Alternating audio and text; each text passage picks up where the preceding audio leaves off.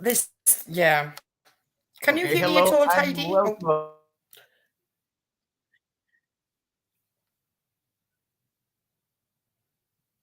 Joining today, we have an amazing program talking about aphantasia. I don't know if you have heard that before, but that's an amazing diagnostic about mental health and the way we process information in our mind.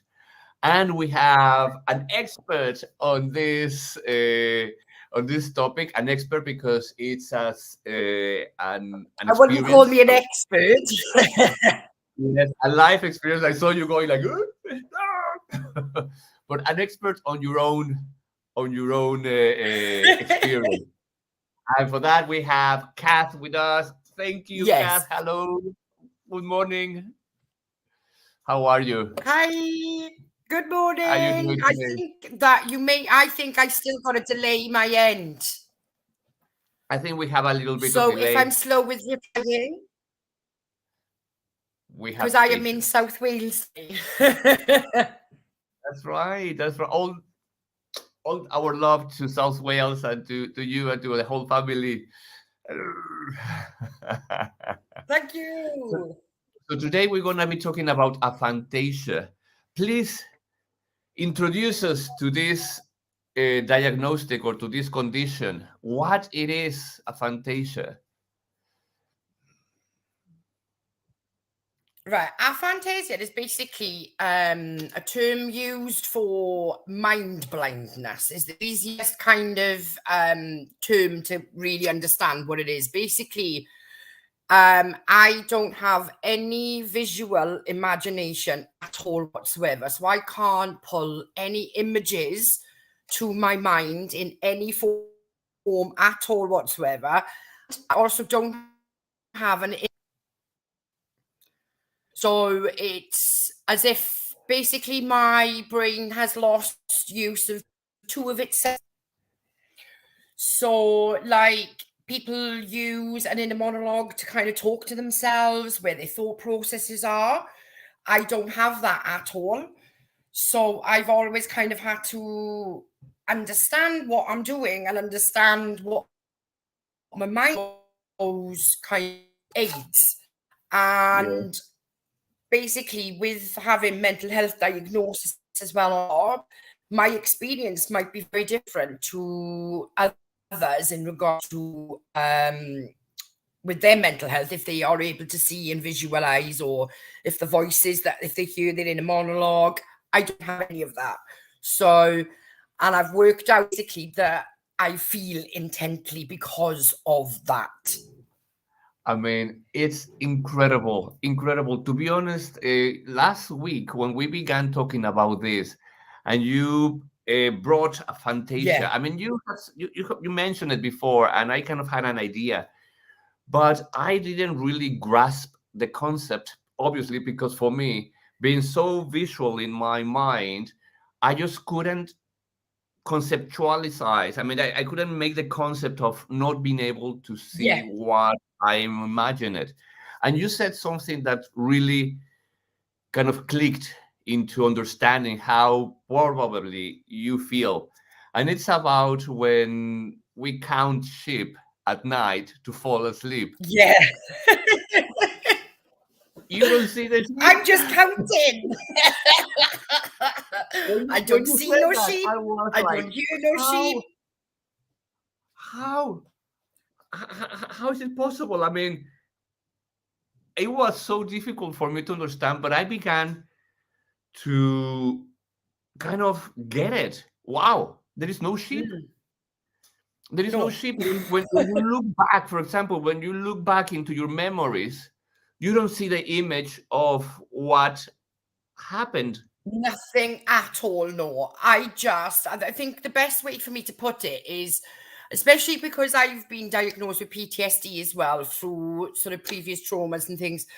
Um, when I experience the sort of flashbacks, I don't get anything visually and I don't hear the environment. But what I do know is I feel exactly the same thing as I did when I was in that moment.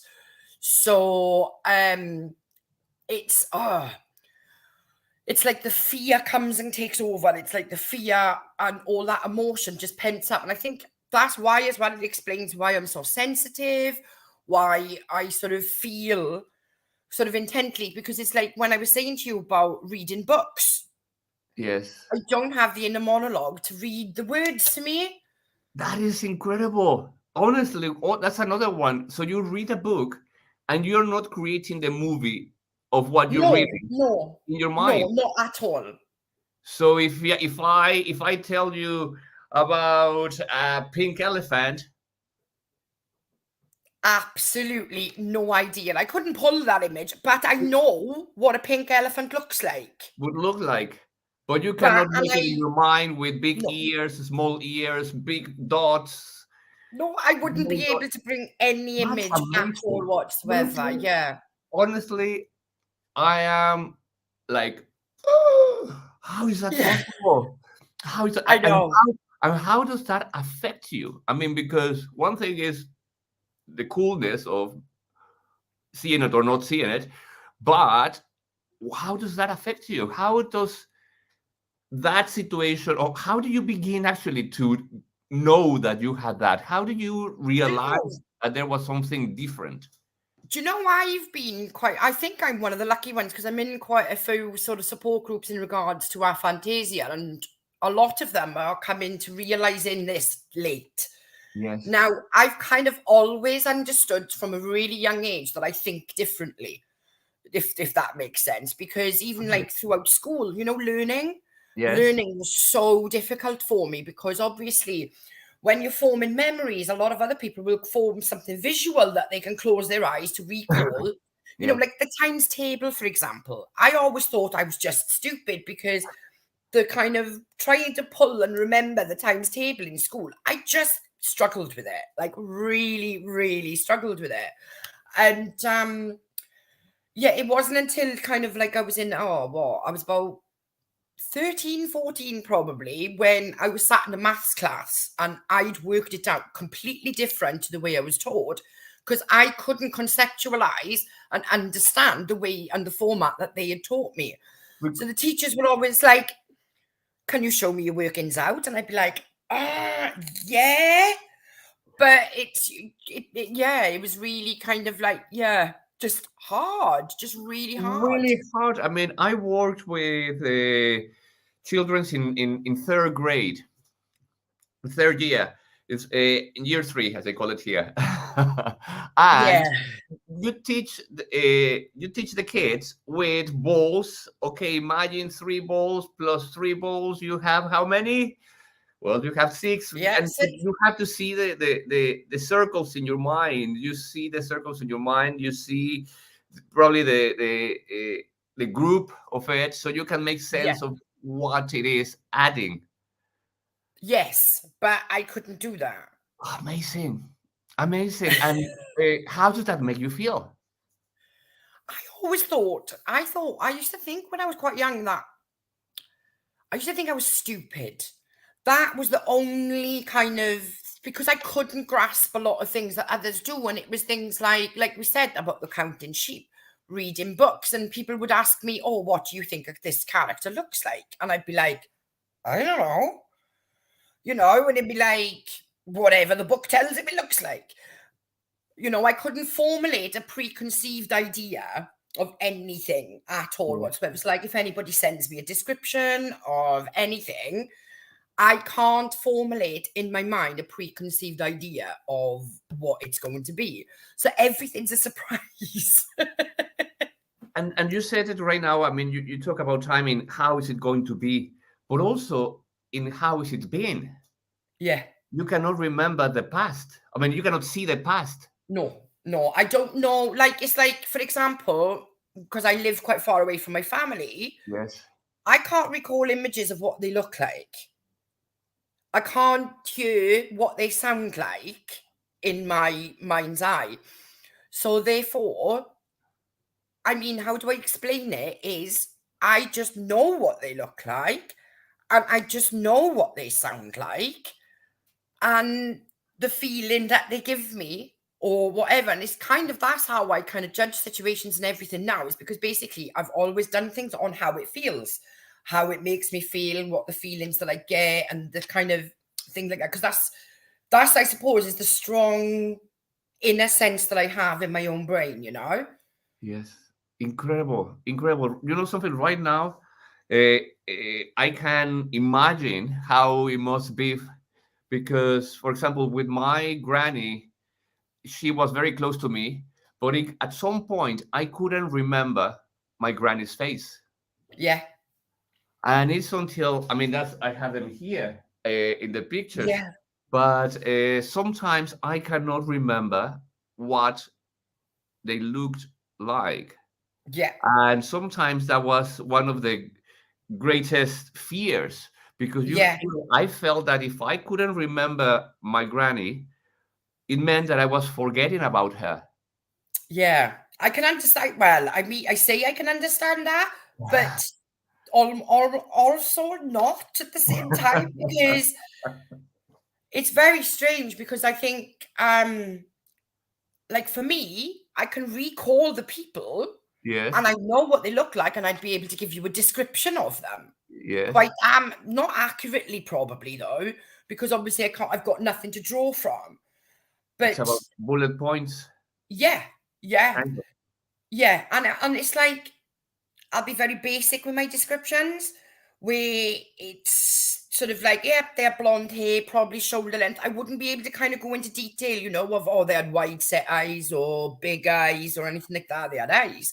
And I know that sounds really kind of stupid, but it's like, do you know what I mean? It's, Yes.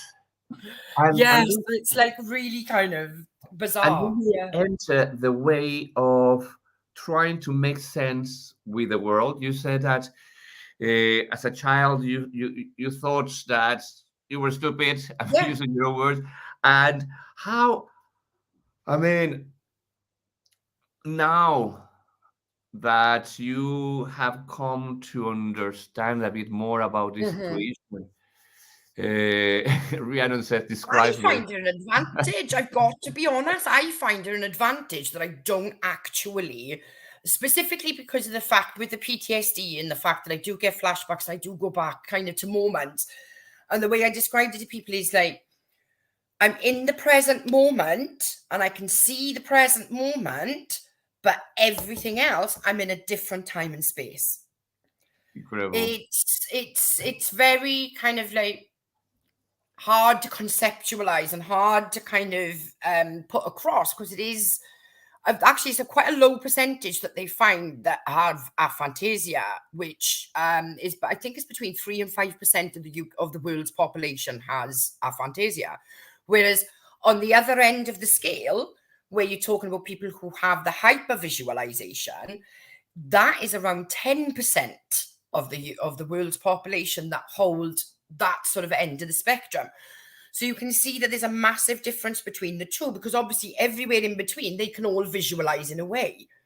Yes. So there's only kind of 3% of the population that lack the ability to visually see in their mind's eye. But also as well, the inner monologue thing is a totally separate thing, even though it comes underneath aphantasia. Not all aphants have the lack of inner monologue. Some of them have an inner monologue. So it's like, because it was only 2015 that it was named aphantasia. So it's a real recent discovery. And when I think about it, I think, but I've always known I've had this. How can it only be now that they're researching it? And there's lots of research actually being done within psychology and things like that at the moment, because of the fact that it's such a newfound subject. Yes. And it affects the way you meditate, the way you process thoughts, the way you see the world, even, because the way, I think I've mentioned this to you before about how I feel like for me, because I can't formulate a preconceived idea, it allows me to easier not make judgments before I've gone anywhere, and to avoid disappointment. Yes. Yes. Because don't have this pre-image in my head of what I think it's going to look like. A perfect example is when people watch a film which is being created from their favorite book. They've created their own world in their brain of what it looks like, what the character looks like, how everything. It's wonderful for me to go and see a film because it's like, oh, that's what it looks like. Oh, so this is why I don't get caught up on casting. I don't get caught up on sort of sets or anything like that because I don't even have an image. So for me, it's just perfect to be seeing it in a visual stance. Incredible. You know, so yeah, it's So we're very, talking very about bizarre. the visuals and the audio. Yeah, So but I can still get a song stuck in my head, yes. but I don't hear it. I just know it's there. Oh my God. That is I know. so strange to conceptualize, honestly. And This it's is like you as well, isn't it? I said, can you imagine closing your eyes and it's dark? No image, no real light changes, no kind of like, yeah. well, in, So, man, in I my remember you saying, you tried, you said, oh my God, that's scary. I can close my eyes and I don't have a lot of vision. Normally, my imagination happens. I can somewhere here. I mean, it's inside my Mm-hmm. head, not really in Mm-hmm. front of my eyes. Now it's becoming more as I'm doing the Silva method. I'm Yes. getting a lot more visuals as I close my eyes in a state of Mm-hmm. meditation. Yeah. But most of my imagination happens in the head, Mm. inside the head. But I do hear the Yeah. voice as well and all that stuff. Yeah. Wow. Well, the thing is as well, I think because I've suffered with periods of psychosis. Yes. So imagine I don't have an inner monologue and then I can start hearing things. I don't know if it's in my head. I don't know if it's real. And I have to kind of, when I step into that kind of energy, I have to like make sure, and I have to have clarification. Is there a person outside the door, or is there a person outside the front, or whatever? Because I don't know where it's coming from, because it's very strange for me to hear things that are not there because I don't have the inner monologue. So Incredible. it bends and plays with my reality quite a lot. So it's Yes. very bizarre into certain like courses kind of situation, you know? Yes. So it's Yes. like And really bizarre, yeah.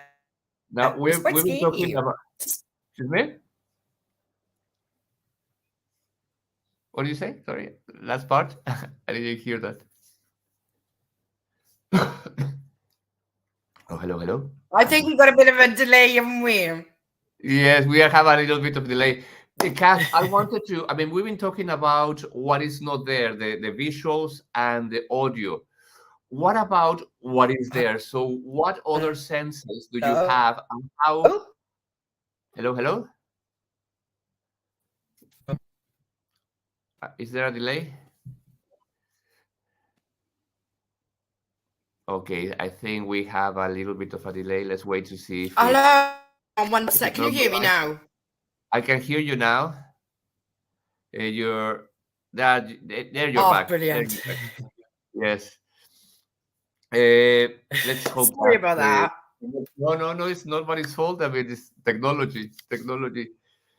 Yes. So, Yeah. Kath, about the other senses that are awakened, talk talk us talk us hmm through what other senses do you Um, have?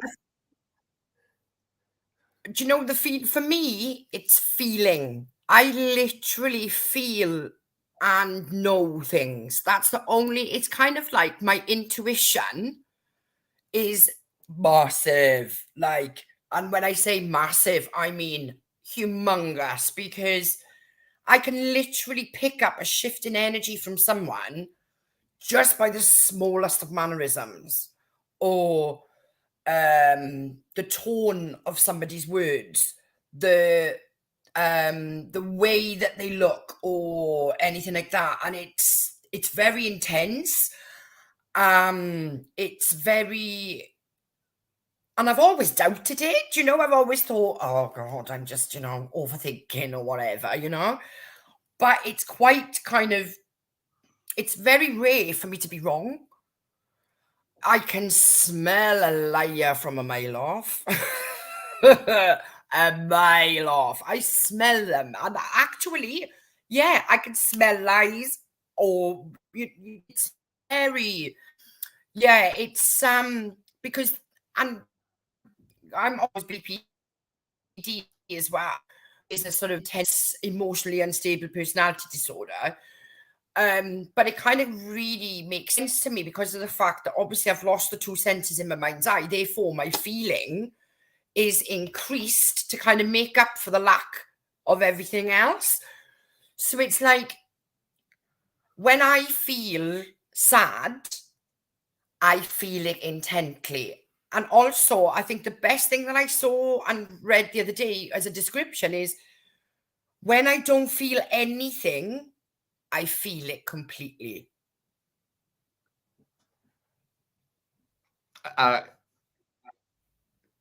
Tell us more. Right.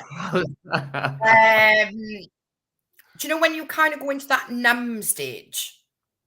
You know, sometimes you become quite like just ticking your along. There's mind, no real. yes, like you go zombie And into. yeah, but I feel empty. I feel that lack of feeling. It's very kind of like, that's when I start to feel a little bit lost as a person, because when there's no feeling there, it's completely bizarre to me, because I judge and guide my life based on how I feel, how people make me feel, how I am and how I feel around people. So when I don't feel anything, I feel like I lose the judgment of how to be able to interpret people, how to also communicate, because it's like my brain function goes, because then I don't have my visual, I don't have my inner monologue, I don't have my feeling. Where am I supposed to go then? Yes. Do you get what I mean? Absolutely. So that's what I mean by I feel it intently. Yes. Yes. And you know something? I can connect more or less what you're describing with once I had a regression. And in this regression, there was a Yeah. point where I was losing concept of visuals. So in my mind, I saw Yeah. nothing. Then I heard nothing. And then I felt nothing. I didn't feel if I was up or down or turn. I saw, I mean, in my mind, in that regression, as I was hypnotized, I saw nothing and I felt death. What I felt was intense fear of losing grip of my identity, losing the grip of who I am.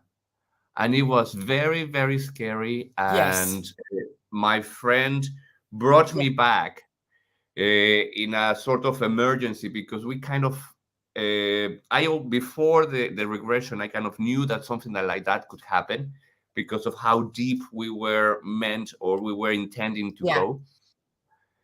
But it was extremely scary. So if it's something similar to what you are presenting or explaining or describing, it's very scary to lose all the senses of Yeah, it reality. is.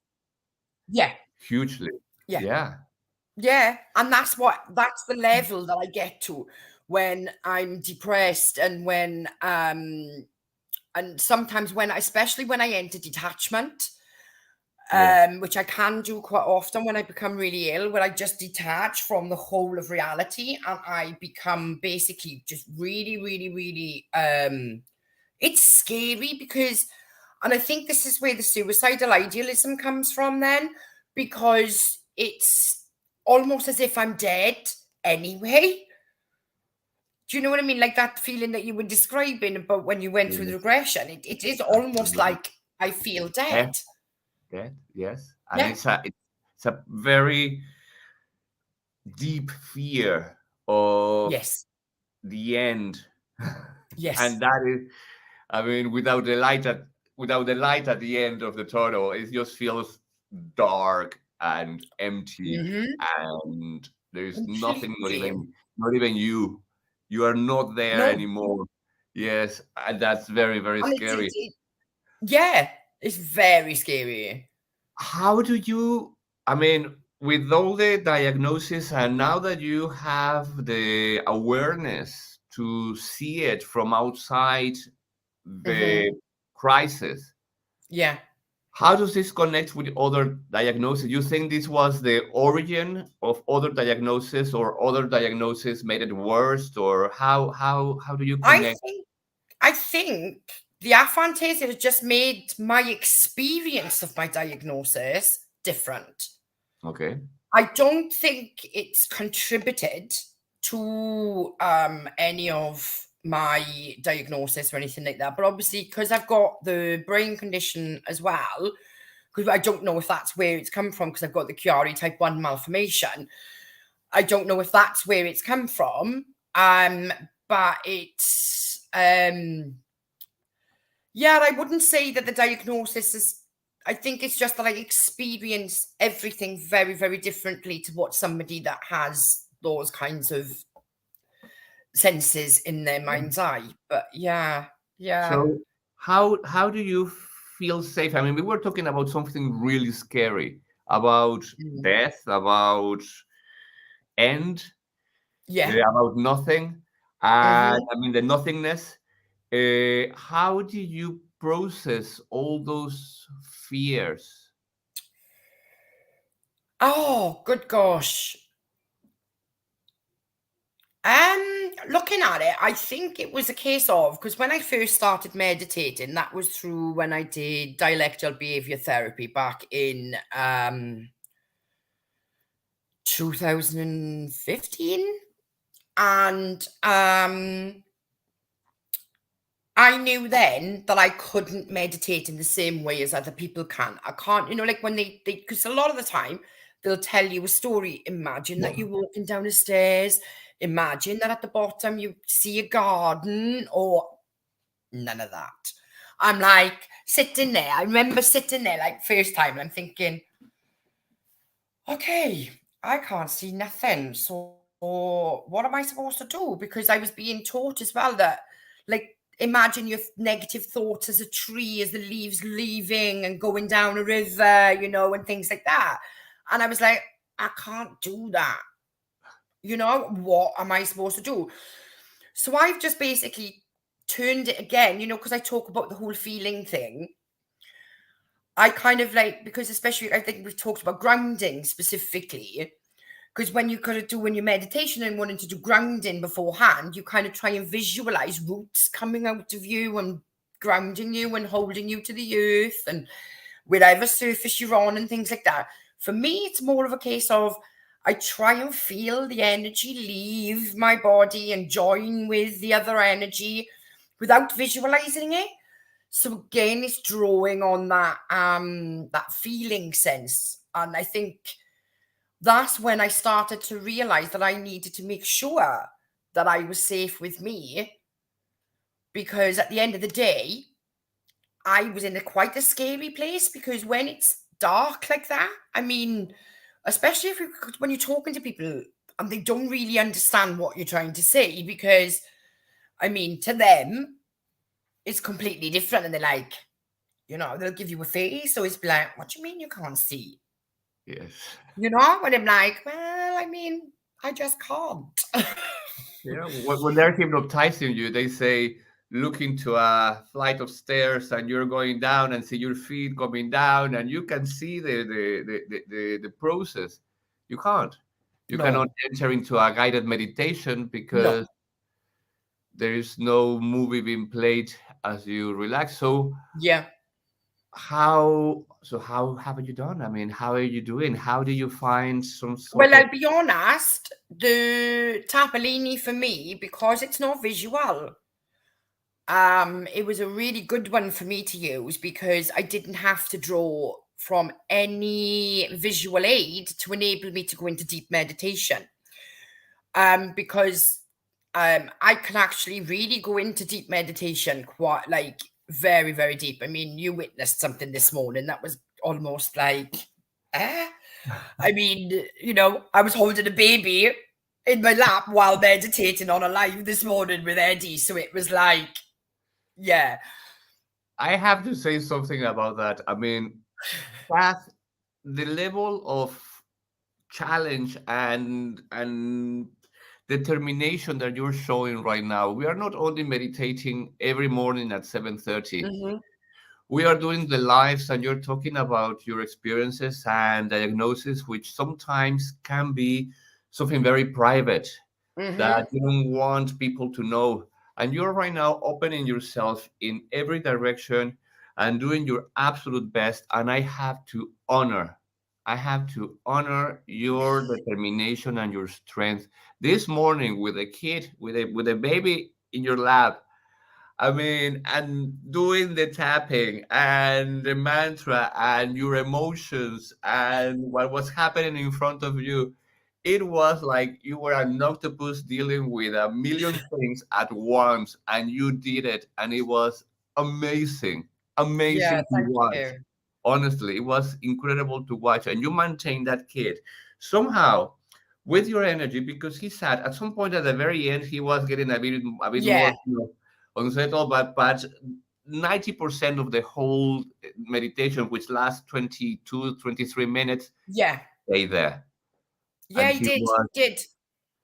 And I incredible. felt as well, because I felt while I was in it, because obviously my eyes were closed. I did have hold of him, obviously, to make me aware as if he was getting up or anything. But and I felt as well that sometimes I could see that he was looking at you on feel, sorry, not see, but he was looking at the screen at you and Yes. then looking up at me and looking at the screen at you. And I could kind of sense this as I was in this sort of meditation. So obviously I was just like, oh my God. That's But yeah. incredible, incredible. I've And right just now, seen here as well that Rihanna have put on she's put on a bit a while ago describe me.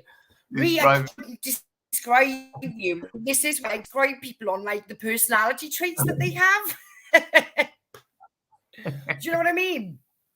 Yes, yes, yes, incredible. To be honest, I mean, for people who are watching this video for the first time and they are getting to know who we are and what we're talking about, and we have these signs on top of our heads, so you have the same Yes. code and I have the Tapellini one. I mean, what are we doing with this? I mean, what do you think people who are watching this and feel unsafe, that feel like they don't understand what's going on, that they have a fantasia, they feel that intensity, they feel that intensity, Mhm. they don't know how to control it. What would you say as your advice or your piece of wisdom that, I mean, what can you say to these people? Do you know what? I think with this, you really, really, really need to try and feel safe within yourself. And that is the bottom line. I think this is why we came up with the name of your safe code, because at the end of the day, especially when you kind of doubt reality, maybe sometimes because of the fact that you're just really unsure of what your brain's doing, you're really unsure of what the hell is going on. I mean, but for me, to try and quiet my mind, because even though I don't have an inner monologue, I have a very busy mind. As in, I know the thoughts that I'm thinking, I know the negativity that I am saying to myself without hearing the words. Yeah. So it's to be able to kind of stop and catch yourself in those moments and say, oh, hold on, that's not right. That's not factual. That's totally made up. Asking for clarity is one of my newfound skills. Because I used to run away with my own thought process and believe that they were real. I mean, that I think goes across the board with everybody who kind of suffer with negative thought processes. But I mean, for me, you know, I had to kind of like try and stop and catch myself. But I couldn't use the analogy that I was told, which was think of a tree, think of a leaf, then the thought is on the leaf and it's floating away down the river. I cannot do that. So for me, it was a case of I literally have to give myself a pep talk. Yeah. So I'm literally there and I'm like, what are you saying to yourself for now? You know, would you say that to anyone else? Would you ever utter those words to someone else? Would you judge someone else like that? And it's like, it makes me then question my thought processes in, of course I wouldn't do that to somebody else. So therefore, why am I doing it to me? And it's like, because I feel intently, I give love quite freely as a person. And it's not always reciprocated, you know. Not all people like it. Not all are comfortable with somebody that is so in tune with their emotions.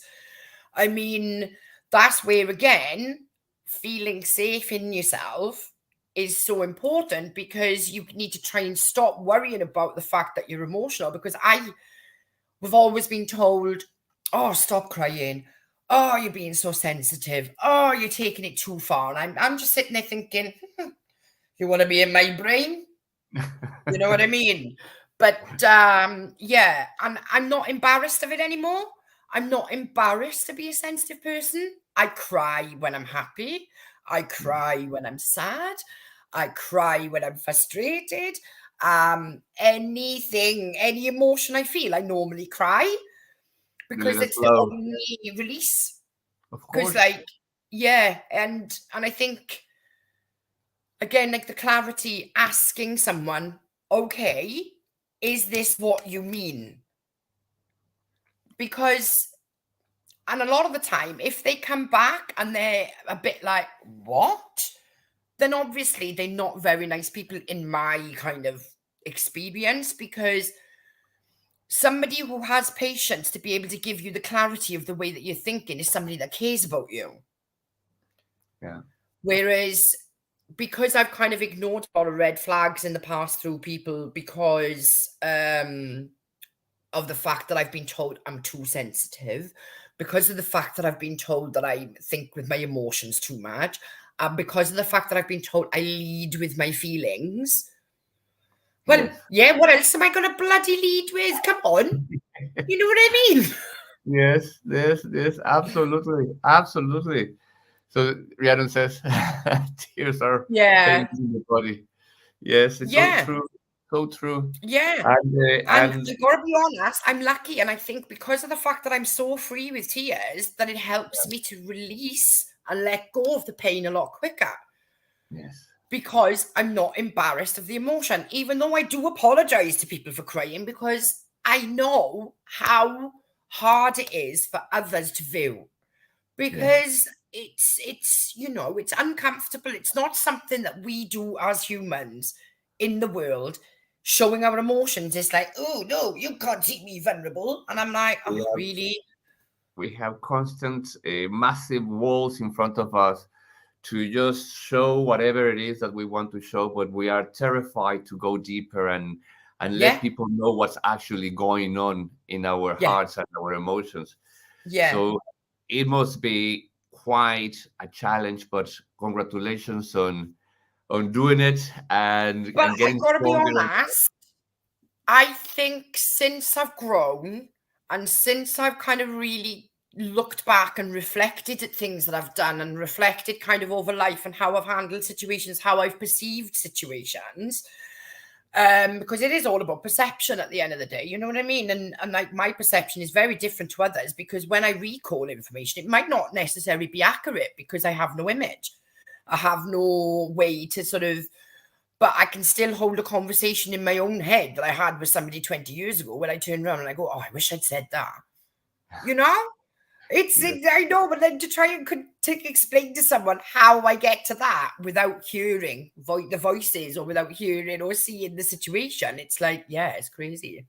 It's a brand new experience. I mean, for us, the ones who can see and hear, I'm sure that they are as shocked or surprised about this different way to Hmm. experience reality, honestly, Yeah, because it's unimaginable, yeah. and it must be so different uh, for them from the way you experience it. Mm, And this is definitely a lesson for me to understand how other people are different from us, and they can be experiencing, we can be side to side and be experiencing a very different reality of hmm. life in itself.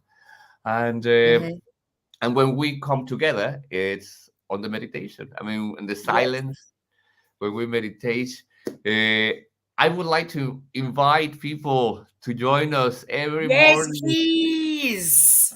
Tell us more. What time is it? We're at 7:33 every Yes, morning, and we go online and we do the Tappellini process together. And I'll be honest, lately I'm feeling that we're getting quite in time as well, even with the arms and the breathing before we even start the Tappellini. I'm like, okay, we are tuning in quite bigly. Um, but I just think for me, because of the fact that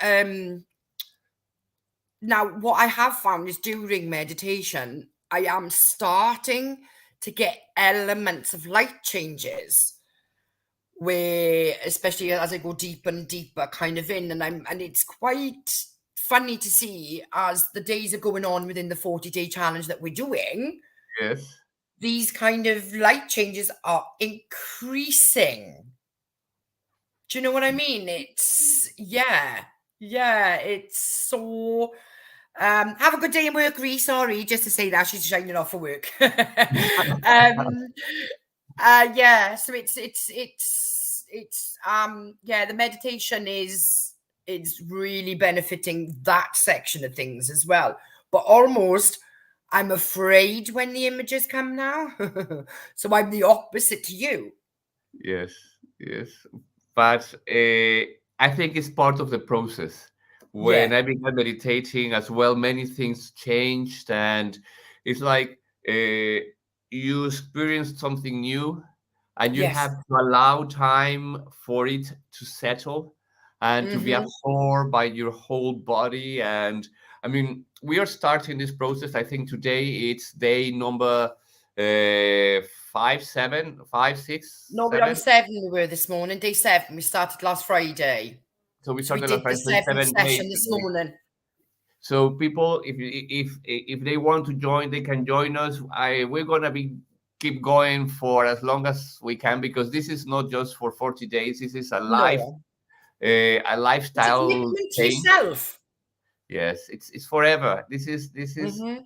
This is a new practice that we are implementing in our behaviors to always have clarity, feeling safe. Feeling safe, I Yes. think, is so important to feel safe within your body, within your Mm-hmm.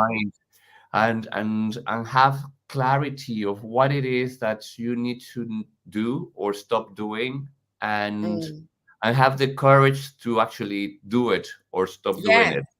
Yeah. It's Yes, getting over the fear of the unknown. Because the thing yes, is we're all afraid of the unknown. absolutely. Everybody. I mean, I'm quite a fearless person, but give me something I don't know. I'm like, ooh, I don't Yes, like this. But absolutely. but I think for me, be the key is be so committed to yourself. Never mind committing yourself to others, because you can't commit yourself to others if you're not committed to yourself. Sorry, Absolutely. that might be a Yes. bit controversial, but it's my belief, and having Oh, it's experienced good. the both ends of it, Yes, I mean, I can safely say that yes, because we teach people how to treat us with how we treat ourselves. absolutely. So be committed to you. Be committed to making yourself safe. That way, nobody will ever be able to upset that equilibrium that you have. I Yes, mean, that's power in itself. it is the ultimate power that not Hmm. allow anything or anyone to destroy your inner peace, because you feel safe within yourself, Yes. you feel certain, you feel grounded, you feel strong, and regardless of what people might say about you, or your reality, it won't change anything because you are safe. And Yes. that And that is the bottom is line. that is the bottom line, and that requires constant reminding. The mind learns by repetition, and we have to constantly remind ourselves that we are committed to this safety, Yeah. inner peace, inner safe control, uh, all that It's that like we are committed.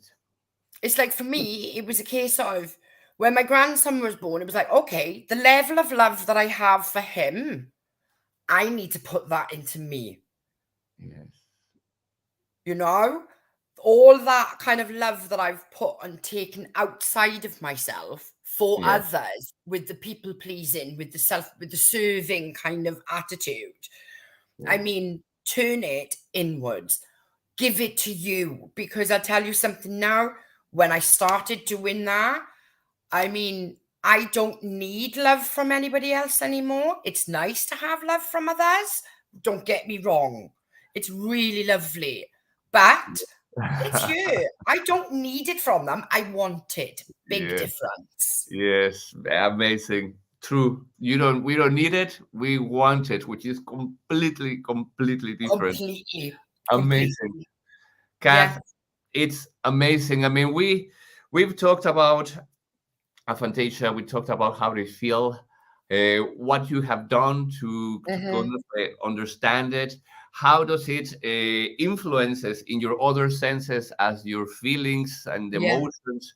And we also talked about how to process all this information into a self-discipline Yes. practice that we're doing on Yeah. this time, 7:30 every morning. If you want to join, please send us a message in either of the platforms that you're watching this video.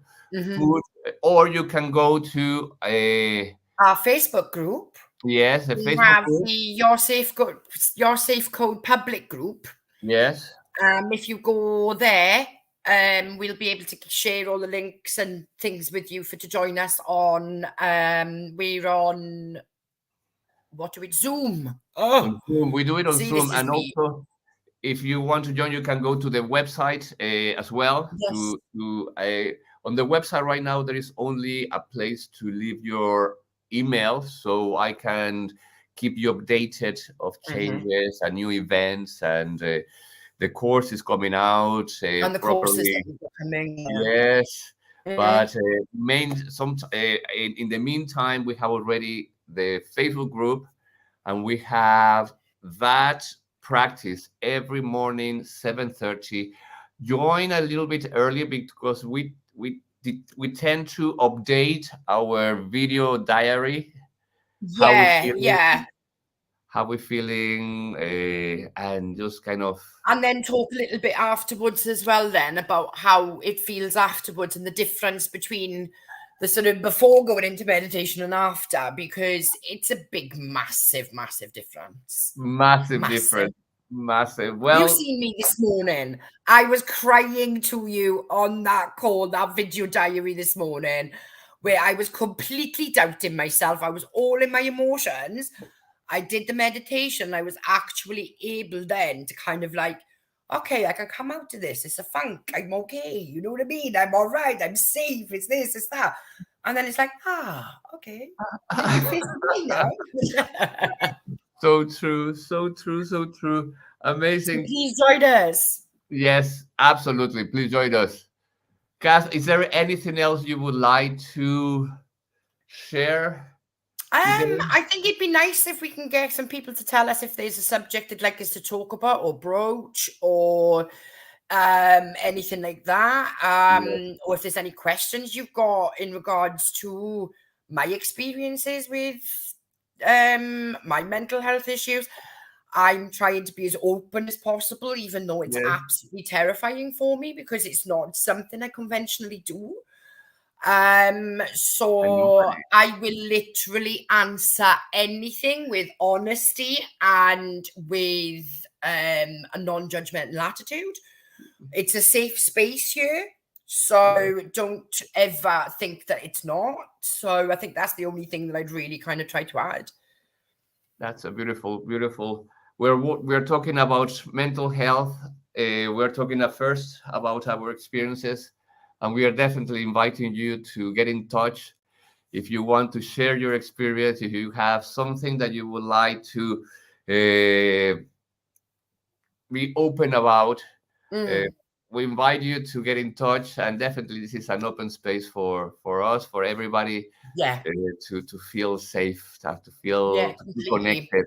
connected, and to heal, I think more Yeah, to importantly, heal to heal. because Yeah, it's heal. so valuable. Because the thing is like I'm a completely different person to where I was 5 years ago. I mean, Yes, completely different. So, and if I can do it, anyone can, literally. I mean, I've gone from literally the pits of hell where yes, I wanted to die yes, to I can't even see myself ever wanted to say those words ever again. yes. And that That is is a huge jump. massive. That is quantum transcendence. It's amazing, amazing. I'm Yeah. so happy that we are doing this, Kath. To be honest, I feel Yeah.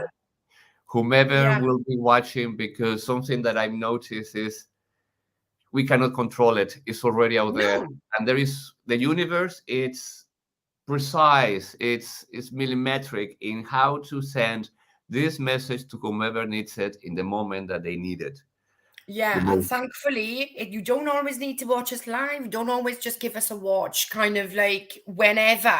Because I Yes, tell you, for me, especially in times of crisis, it's always good to know that you're not on your own and somebody else feels the same way you do, or has felt absolutely. the same way you do. Absolutely. And have a way out of Yeah. the hole, the pit And of to get hell. out of your perception and Yes, allow somebody else's perception in. So yes. you really do kind of see, oh my God, I was being a bit of a dick there. You know what Yeah. I mean? Well, I think that we send the message across, and right now we give it to the universe and say, just distribute this to all over the world, and whomever needs it the most, please let them come and Yes, be in please. touch, and let us share.